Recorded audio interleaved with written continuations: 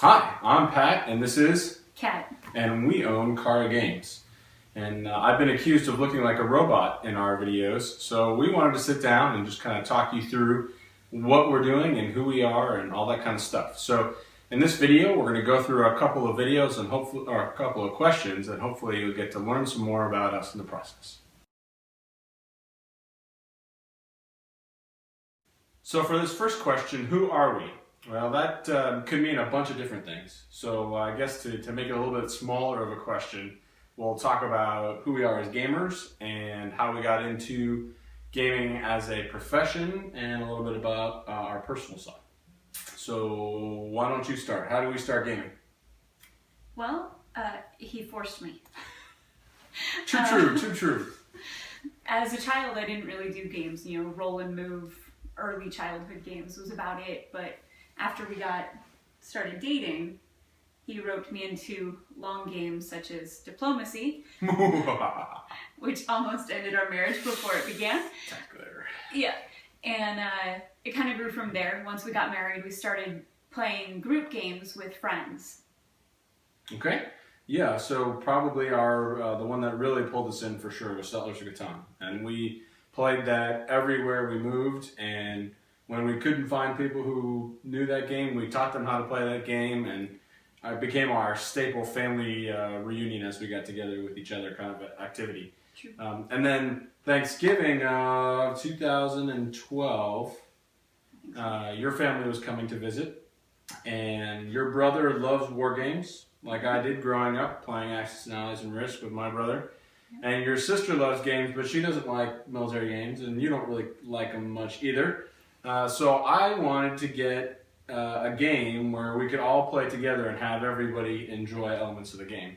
And that was kind of our first window into game design, as I essentially took some elements of Settlers of Catan and Axis and Allies and some economic strategy elements from a real-time strategy game on the computer and kind of mashed things together into what became Glory and Riches. And Glory and Riches has been picked up by Jolly Roger Games and will hopefully be coming out late in 2015 or early 2016.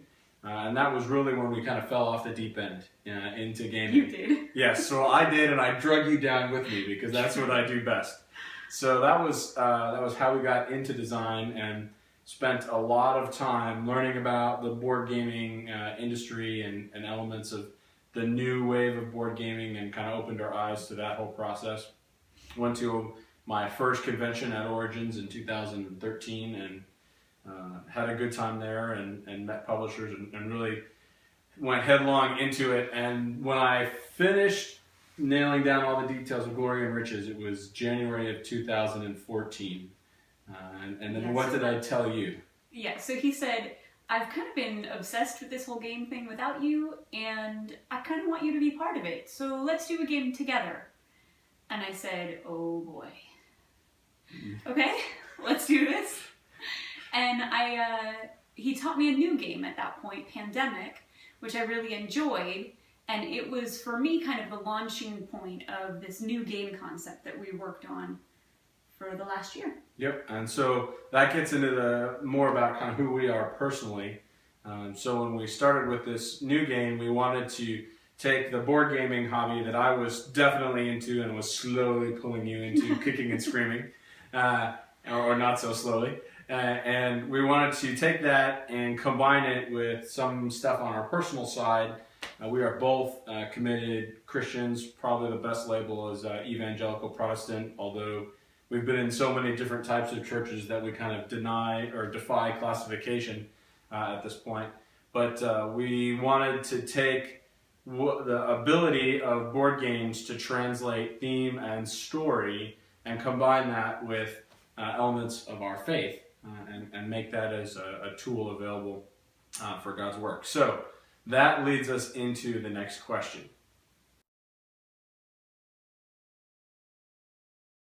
So we worked for, goodness, 4 or 5 months on commissioned together. Went through a lot of tweaking and complete change at one point that almost took us back to the drawing board. But when we finished that, Patrick was able to take commission to Origins in 2014 and basically met a stone wall for publication. And what we learned there was that it wasn't a problem with the game, it was a problem with the theme, but we were unwilling to sacrifice the theme and just the vision that we had for that game in order to get it published. And so we've kind of walked a journey of almost being forced into self-publication. So that's the process that we've been through for the last couple of months, is setting up Chara Games, LLC, to publish our first co-designed game, commissioned, and yeah.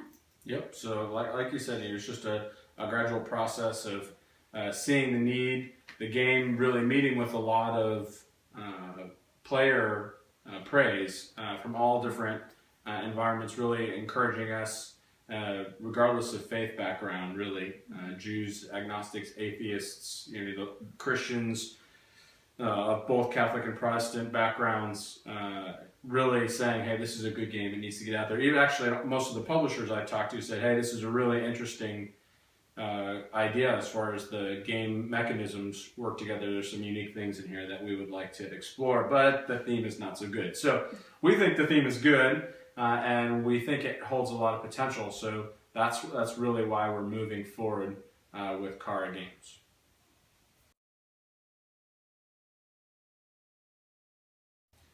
So what are we actually hoping to do here? Well, we have a couple of audiences in mind with Commission, and actually we should probably take a minute to explain what Commission is.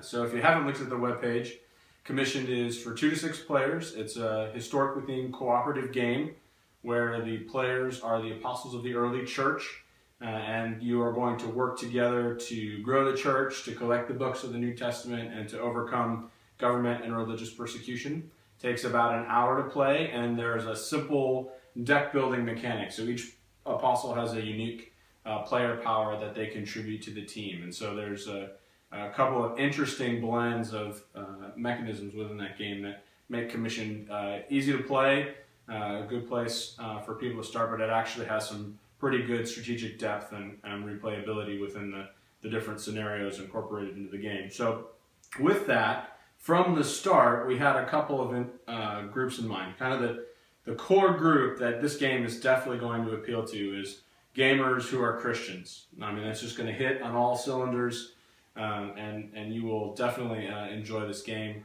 But the kind of the side audiences that we were considering were... We're hoping that Commission will create opportunities for Christians to talk about their faith with non-Christians.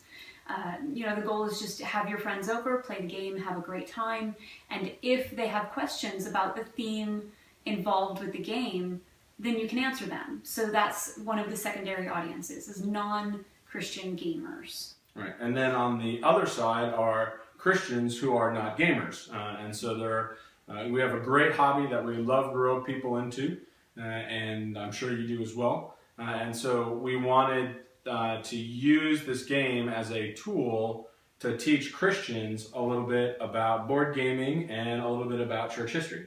Church history is kind of a dry subject.